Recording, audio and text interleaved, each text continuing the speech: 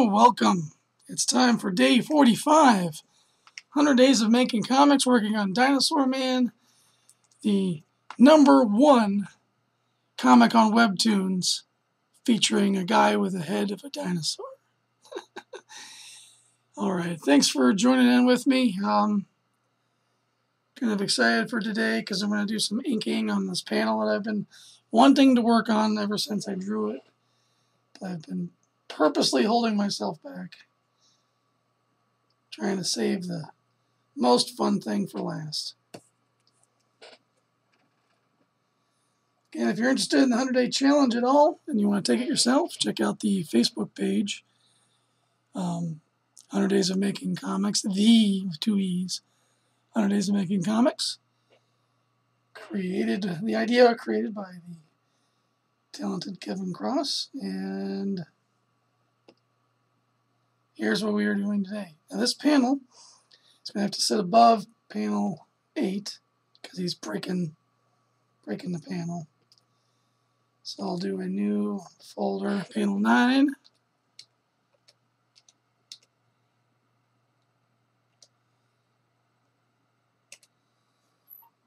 And put a few layers in there. And we are going to be good to go. Sorry for being a few minutes late on this broadcast. I think I apologize a lot because for some reason or other, once in a while, 1 o'clock, it's hard to hit. Oh, crap, I probably shouldn't do that on camera. It's kind of gross. These little Vicks inhaler type things. Oh, check this out. Coming soon to a table setting near you.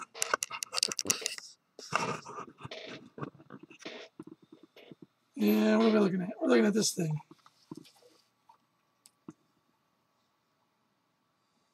Little business card holder and brochure holder for all these things, so they're not just laying around on my table. So excited about that. Ooh, running around. Cool.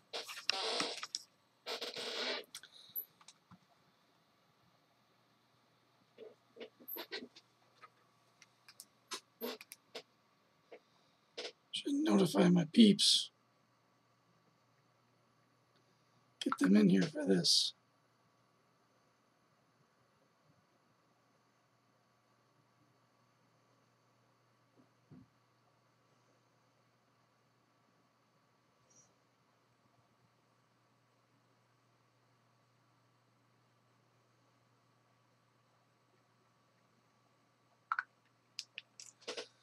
Okay, so I've been looking forward to this panel for a while. Yada, yada, yada. I'm going to turn panel 8 off so I can see everything, and we're going to get started. So, standard G pen, pretty good, full opacity, full, well, maybe not quite full stabilization. And we'll thicken it up, get some nice thick lines. We will begin.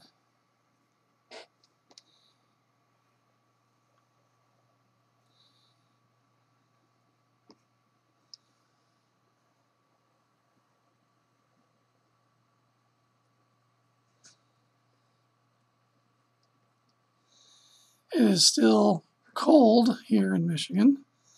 We're going to get teased with some 50s for 1 day, and then it goes back to 30 again. Ugh, hate the weather here.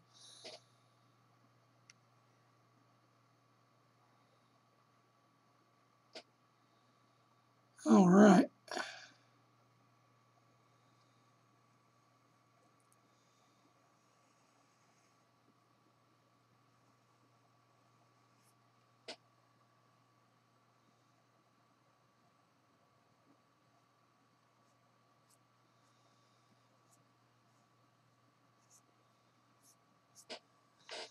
Nice, bold, strong lines. Get this thickened up. This is getting a little lazy. It's kind of going down a little bit. I think it ought to be more squared off like that. That's more accurate.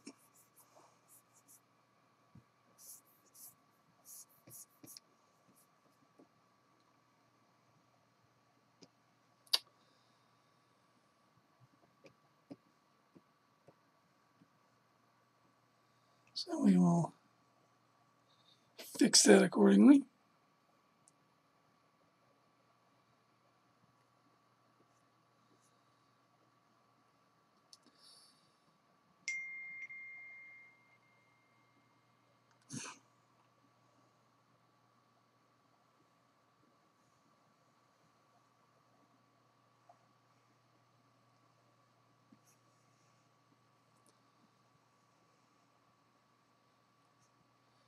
Alrighty. Get his lip going. Again, I need to just focus on my main shapes.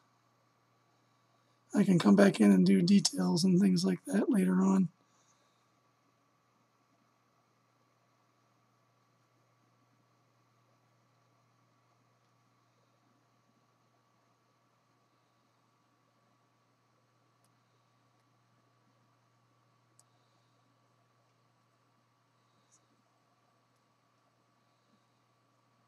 Oh, don't make little lines. Not time for that.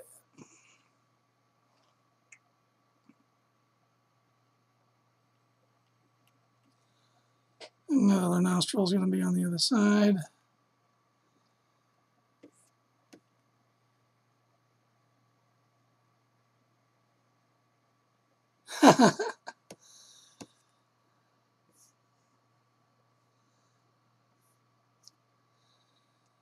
Get the main stretching going on here in the mouth.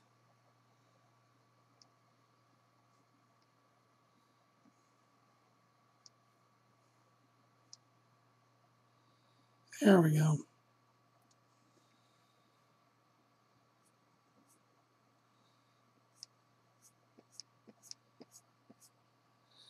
Trying to really get a sense of it, where his neck is. Because here is going to be, and this isn't really, it's not a good drawing right there anyway. I'll have to work on that a little bit. Alright, so we can start, let's start putting in some of these teeth.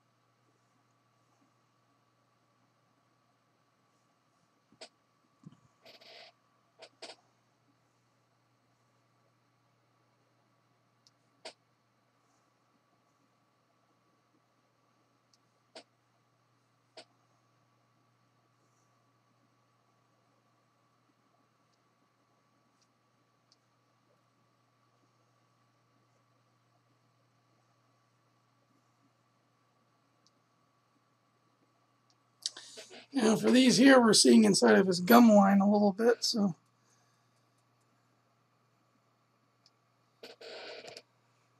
gotta try to keep those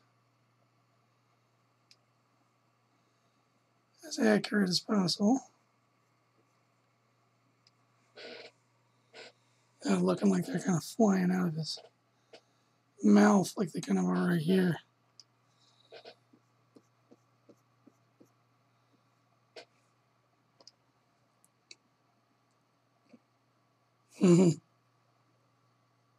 Cool.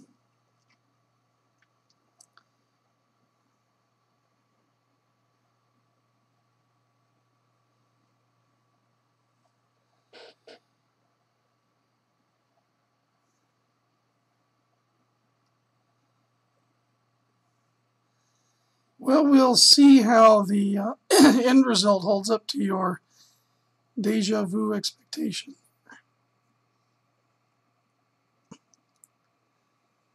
Alright, so there's that flap of skin. That's over on this side.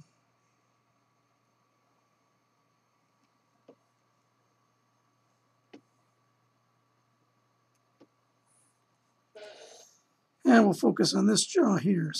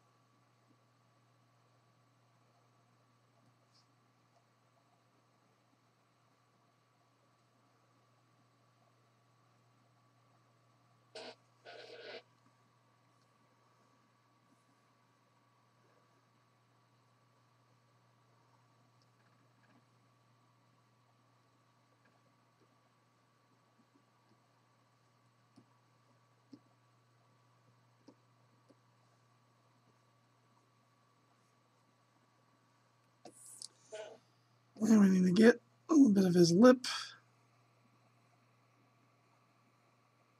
going.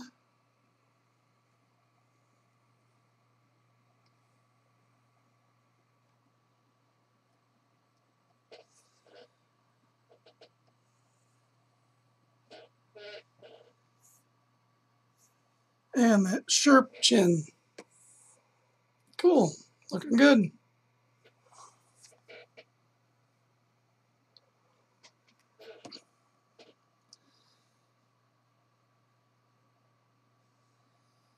Now for the whipping tongue.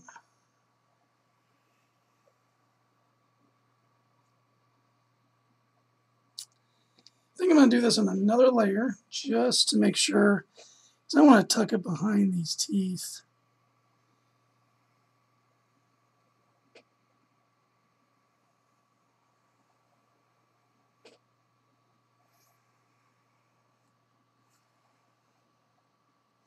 There we go.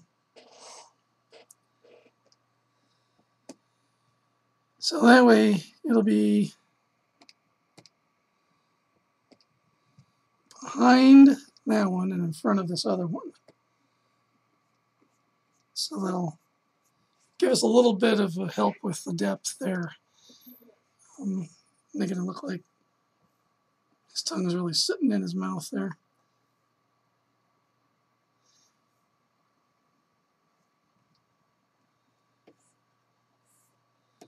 Alright, now let's fix our drawing down here.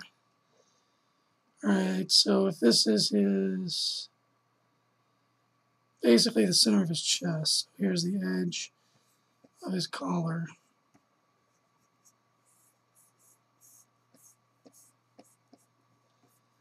Center of the chest is going to be right about there.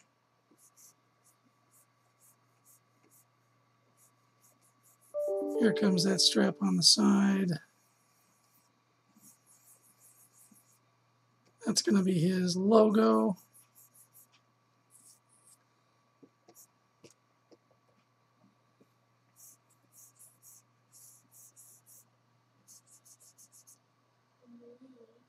And there's the rest of his bracket on his body.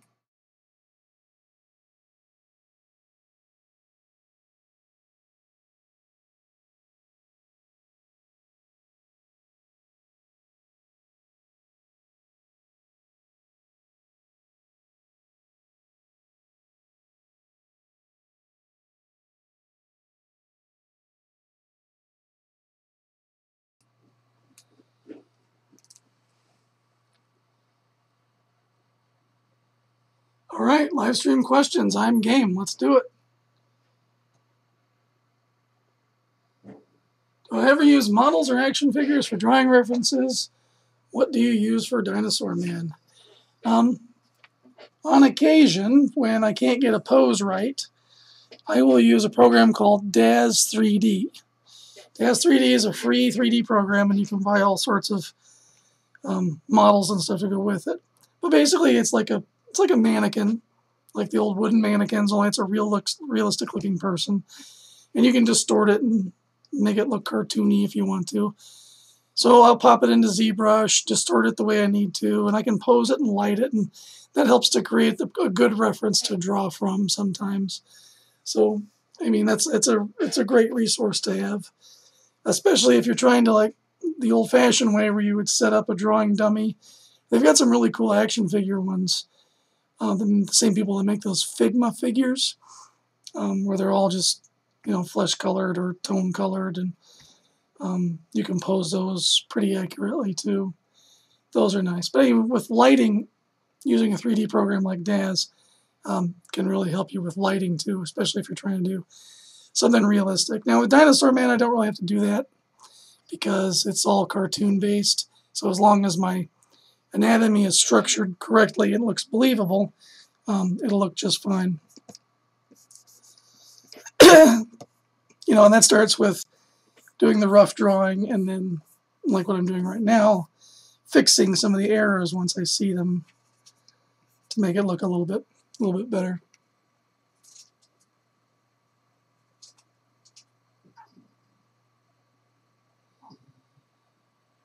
When did you decide you wanted to make comics for a living? Would you like comics if you couldn't draw? Well, personally, I believe everybody can draw. So that's a difficult one for me to answer because I don't believe in talent. I believe that some people have an aptitude towards it, but if anybody wanted to learn how to do this, they can definitely learn it because it's like learning a language. And I use the parallels. Everybody can write, but not everybody can write a novel. So everybody can draw. Not everybody can draw, a realistic masterpiece or amazing piece of cartoon art or what have you. And there's a learning process involved in both to go from writing your name and a short sentence to writing a novel, and then from like drawing stick figures to being able to develop a full and complete story. So that's why I believe that everybody can draw. And I guess I really decided I wanted to do this for a living way back when I was a kid. My dad gave me all of his comic books. That really inspired me. I was always drawing. In fact, I was drawing when I should have been doing homework for the most part. So it's just kind of always been in there in the background. How did you choose your tools? Are you subject to brand loyalty, or will you play with whatever's available? What made you choose them? Was it cost, or was it style, model, brand, color, or preference? Interesting question. If something works, it doesn't matter what name is written on the side of it. That being said, I've tried some generic tablets before, and they're only just now starting to get as good as Wacom. So that's why right now I've got a Wacom Cintiq. I made the investment in it early on when I started to actually make money doing this. But I have a Surface Pro. That's good for sketching. It's not really great for inking because this program doesn't work as well on there. But something like Sketchbook Pro works very well. And I think Art Rage would probably work very well on that one as too. And that's probably your kind of your generic low end as far as tablets and stuff goes. As far as other tools of the trade, when I'm drawing at shows, I'm certainly loyal to coloring with Copic markers. I have tried every single brand of marker out there, I think. Alcohol markers that do really great colors and blending and stuff. And I keep coming back to these. They're more pricey, but they're more reliable, more resilient. And let's face it, some of those markers that are out there right now are just kind of gimmicky anyway. And you can't really trust that the color on the tip is what's going to come out of the nozzle on some of them. Prismacolor is a good marker, but you can't refill it. You can't recondition the tips. I could buy a brand new tip and stick in this when this one's running out, refill the chamber, and have this marker for several hundred more uses. Prismacolor, you can't do that, even though their colors are pretty good. So yeah, I'm definitely biased to that brand as far as that goes. But ultimately, I mean, cost does decide things, especially when you're starting out. You go for what's called artist materials, not professional materials, cheaper grade. But once you get to a point where you're as good as you can get with those, and it's time to move up to something a little bit more pricey. Let's see.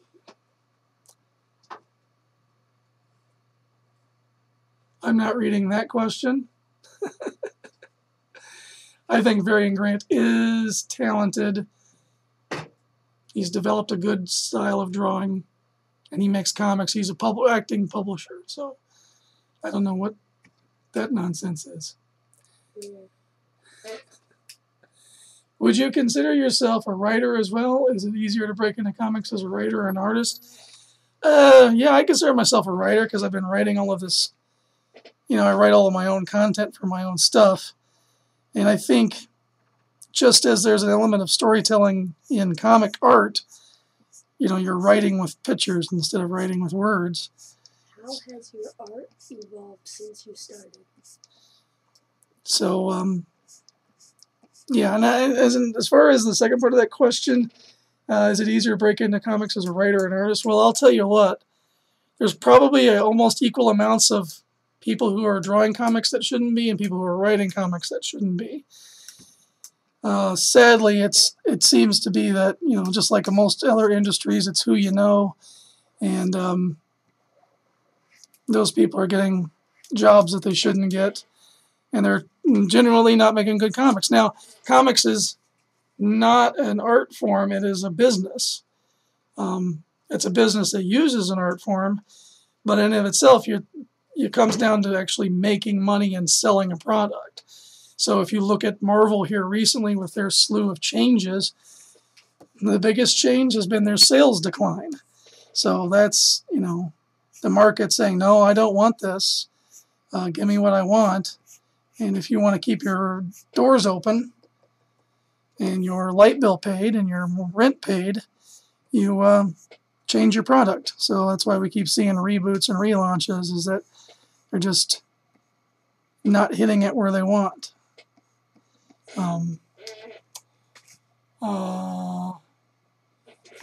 And how's your vault since you started?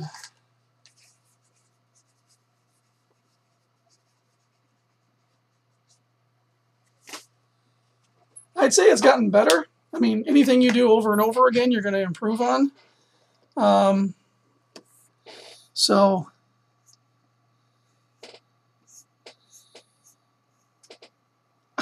one big evolution I had was, for the longest time, I struggled with what my style was, because I like so many different styles, really. Where it's painting and realism, whether it's the cartoon stuff like Dinosaur Man here.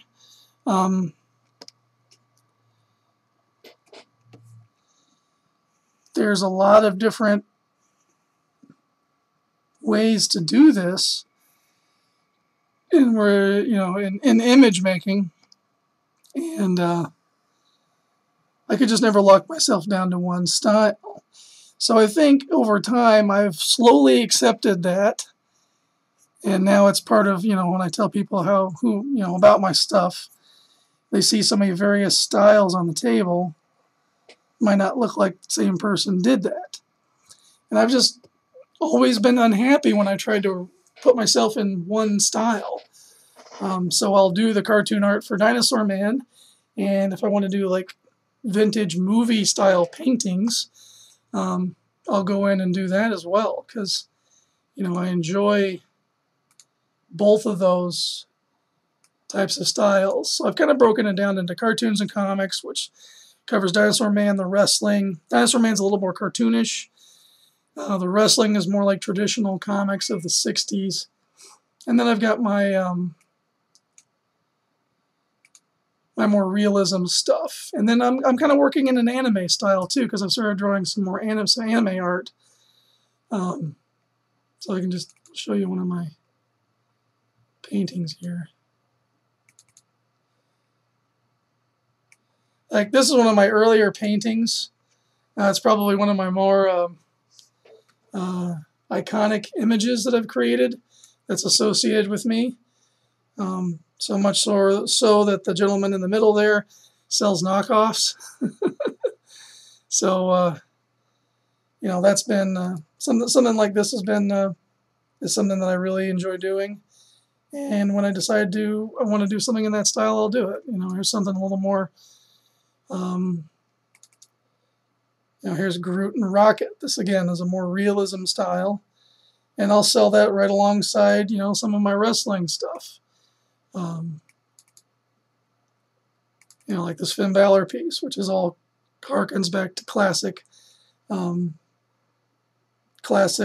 comic art, like Jack Kirby style stuff. So, yeah, that's kind of a long-winded answer to that question.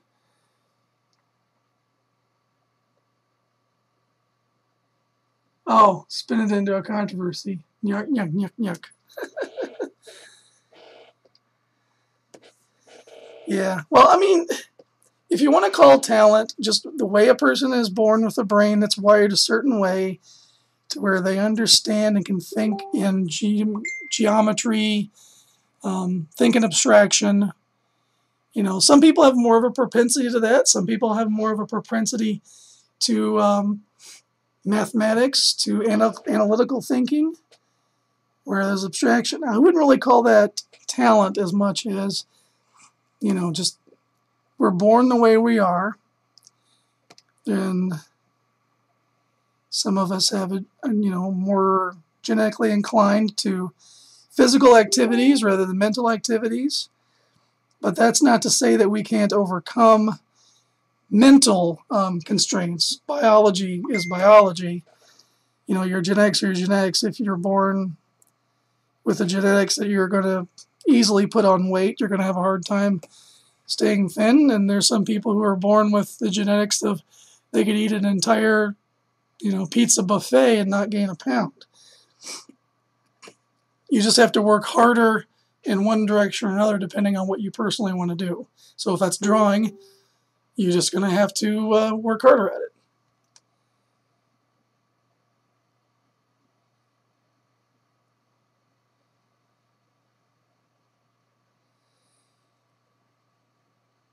What would you say is the hallmark of good or not good comics in general? In general, it's story. Good comics tell good stories. Good stories are universal, time-tested. You know,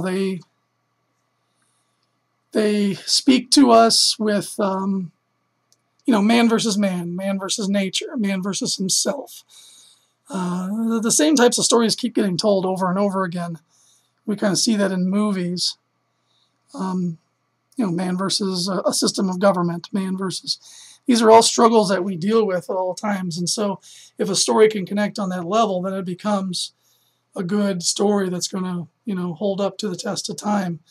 If you're just writing something pandering to some sort of, I don't know, what's currently popular of the time, think about pop culture music. You know, how much of that from a previous generation has stood the test of time? You know, not everything is Tears for Fears or The Who or Queen. What are some other ones? Metallica, Iron Maiden, getting into different genres. Hank Williams Jr. You know, those are all examples of music where they defined their generation and their songs are still popular today. Well, it's the same as going to be true in any sort of art form, especially, you know, with comics. What are people buying now? They're buying the Silver Age. They're buying the Silver Age because the values are going up. The stories were basic good versus evil, basic morality, questions of morality and issues of that nature. Think of all the life lessons that were in G.I. Joe cartoons at the end. You know, those are things that feed us intellectually and spiritually. Whereas, you know, shoving some sort of ideology down your throat with popular characters, That might be popular for a small segment of the population for a short period of time, but like, I don't know, some pop song, it's going to be forgotten, one-hit wonder. You know, it suffers the same defeat. It has no staying power. I work at a drugstore pharmacy in Canada, which takes 45 to 50 hours a week. I want to quit and work on art only. How can I offer financial support to my family while doing so? Whew, that is a tough question. There's no quick fix answer to that. What I would suggest is that you find a way to do your art on your break times as much as you can. Try to dedicate as much time as you can to it outside of it. It's something that you're going to want to grow over time as opposed to leaving your family hanging and suffering a huge risk. You got a good solid job that probably pays pretty well. You know, own that, love that, and keep pursuing what you're trying to pursue, but build it up slowly over time so that you know, you're not left homeless. My situation is a little bit different. I was put in a position where I got this disease called scleroderma, and it has kept me from being much of a financial provider for my family in the traditional sense. And all I have left is telling stories and doing artwork, and so that's all I've got. And sometimes I don't make anything, and sometimes I can help pay the bills. That's just the way things are right now. So I would keep the job, but aim high and aim for something bigger down the line, and don't give up. Do artists still have to do a page a day? How many can you do? Well, shoot, that depends. Depends on what I'm drawing. If I'm drawing something that's realistic with likenesses and stuff, like if I was drawing, say, a comic book about professional wrestling, if I worked for Boom or something like that, now it's going to take me longer than doing a Dinosaur Man, because Dinosaur Man, I'm completely making it up on my own. I don't have to follow any rules other than the ones I set myself. And I could do pages a lot faster for Dinosaur Man than I could for, you know, some other comic. And, you know, some styles like manga and anime, those styles are going to be a lot quicker. And as opposed to something like Joe Jusko, who, when he did the Tomb Raider comic, which is a gorgeous thing to look at, but those are fully painted large paintings that take many hours to complete. So, I mean, I think generally you always want to try to shoot for a page a day. And that also depends on how much work are you doing? Are you doing everything, start to finish? Color, I couldn't go a traditional comic. I could not do pencils, inks, and colors a page a day now, because I have a family and I've got specific time blocks where I'm only allowed basically to work from early morning, probably about 9 o'clock in the morning, till about 3 o'clock in the afternoon. That's my main time block. And then usually my situation changes, and I might have a few more hours in the evening. So you got to work in within those constraints. I think, though, if you want to take this seriously, treat it like an 8-hour day. Treat it like you have a boss. Set goals, and you know, try to work it as think of it as an actual job. Which Marvel DC book would you like to draw if you had your druthers and could write and draw it all? Well, I tell you what, in Marvel Universe, I was always an Iron Man fan, Bob Layton fan. I mean, it would definitely be fun to do that. It would be fun to work on Spider-Man, maybe. That's probably a little more of a cliched answer. I would say this, though. I would be willing to take on their worst selling book from either company if I had that type of control. And I bet I could turn that around to making it a pretty decent seller.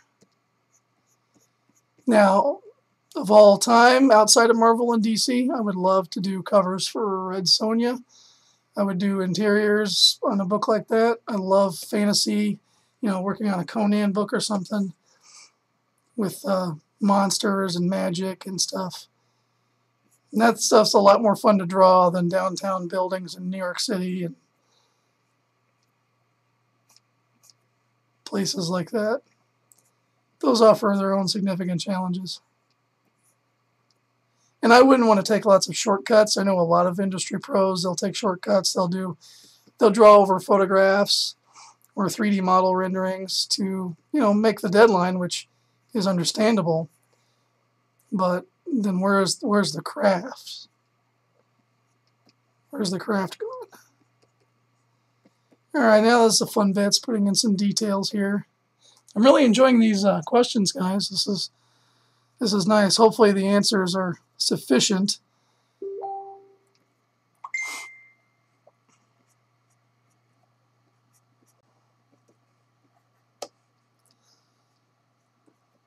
So I definitely want to get this finished before we call it a day. Then we can do some color and get this all done up and pretty.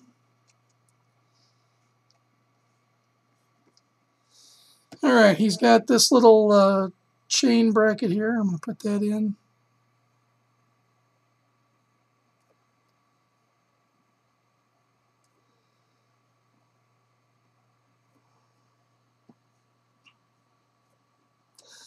Going back to the story question in comics, honestly, I think superhero books are on their way out because I don't remember, but I have a particular affinity for Golden Age books, especially Golden Age sci-fi. That's where I kind of pull some ideas to help get Dinosaur Man off the ground.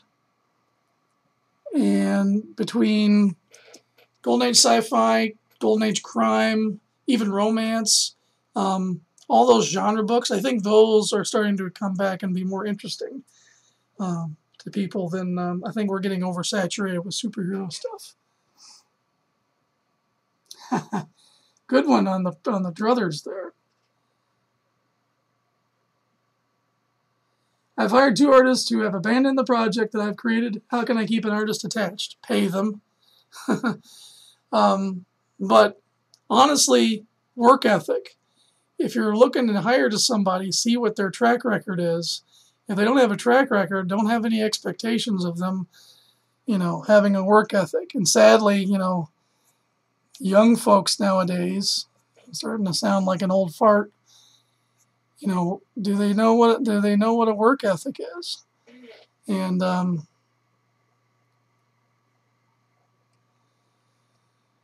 yeah, so I would just say, dangle the carrot, offer them a good pay, but make sure that they're turning in the work. Otherwise, there's consequences to them not turning in the work. I look on Facebook groups of comic artists for hire and all that, and there's seems to be no end of people with portfolios out there, but there is a small percentage, I would imagine, of portfolios that have a work ethic to back them up. I'll have to put in his little thing later. Let's put some ribs here in this lips. A little more reptilian, maybe a few scales. Because we're looking nice and close up on him, so.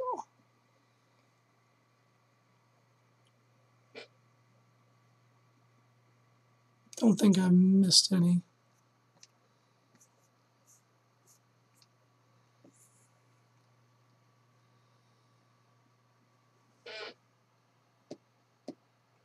So there's our tongue. I'm going to merge that down.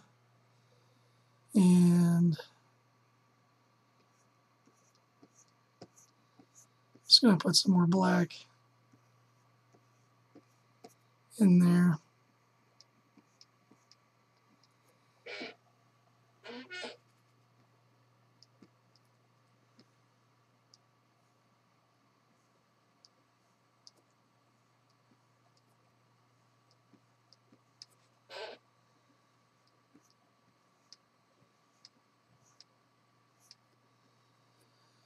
And to artists' credit who don't make deadlines and whatnot, I'm sure, most of us out there, they have some sort of day job that they have to hold down too. So I think if you're running an independent contracting, indie comic company, loose deadlines, not too loose, definitely have some expectations, but trying to accommodate for somebody may only have like a couple hours a night to work on something.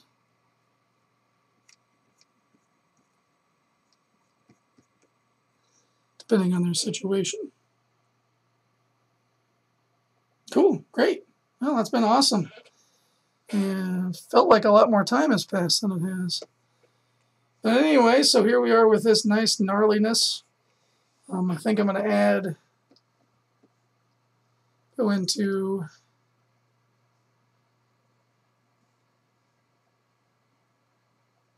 let's see if I can actually do this correctly.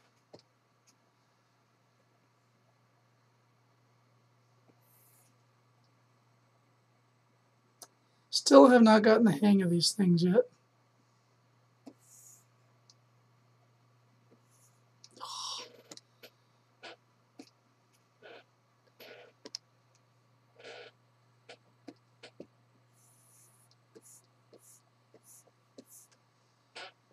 Damn it.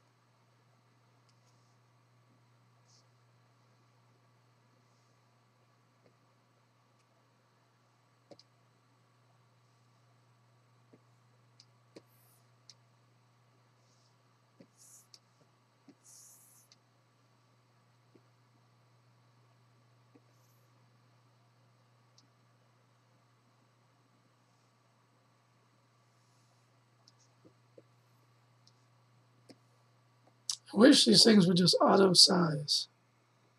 That would make things so much easier.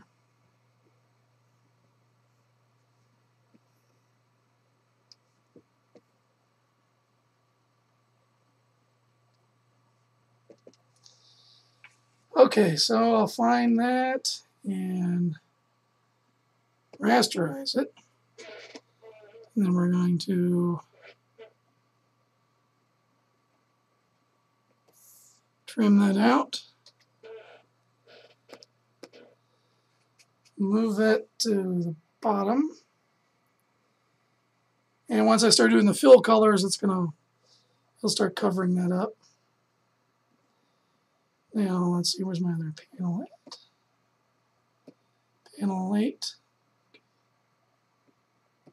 Why is that in panel 7?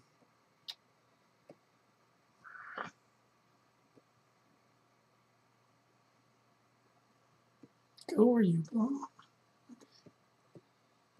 All right, so that's better. That's correct now where it wants to be. Little burst there. Make it more impactful. All right, so when I come back to this and start doing the coloring, basically I'm going to color. It's going to cover up these lines that are overlapping. Might be able to get some quick flats down at least. There's that, so that'll be my reference layer. I'm not sure what that layer is doing. I'll make this colors. Boom.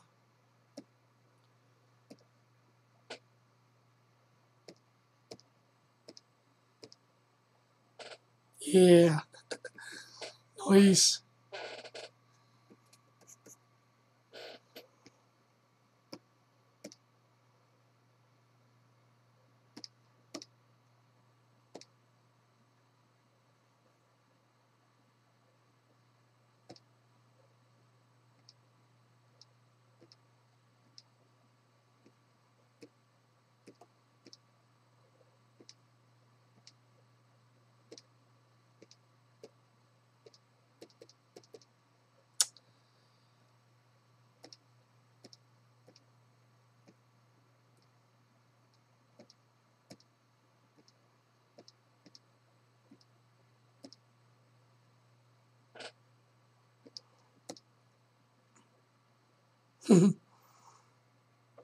That's gonna pop pretty nice, pretty nice, I think. I'll have to trim up here at the top a little bit, but other than that,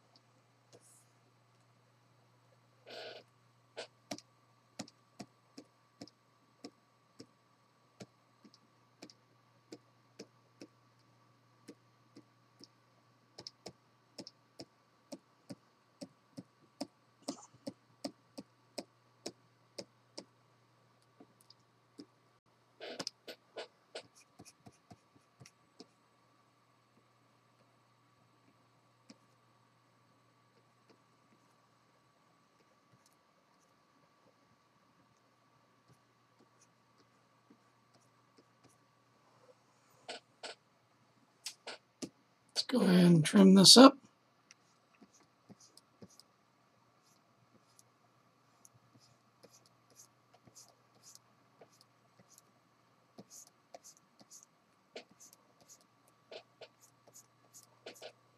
I can probably go ahead and lay down a new line too.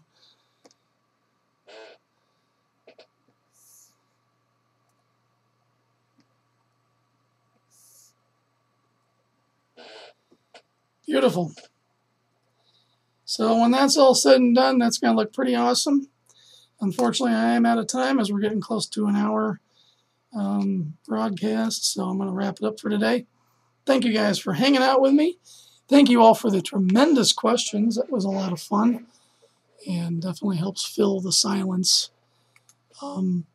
Please remember to go to Webtoons and subscribe to Dinosaur Man. I'll show you how to do that. You get your internet thingamajigger.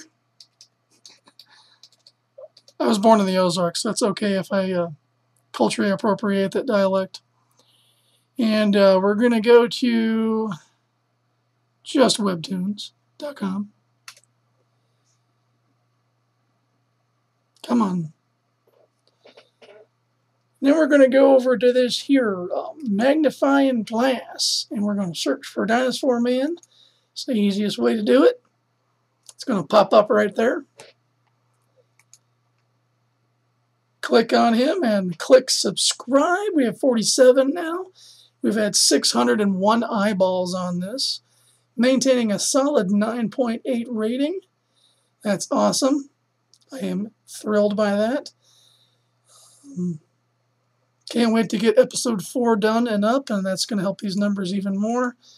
And then hopefully get into some sort of mode where I'm doing bi-monthly, every couple of weeks, hopefully weekly. It'll be a little bit shorter than what I have been doing, but I'm doing these longer ones, really trying to get the story up and running. But yeah, so everything keeps growing, so I'm happy about that. So as much as you guys can help me out with it, I appreciate it. And then there's all these other little thingamajiggers that I've got.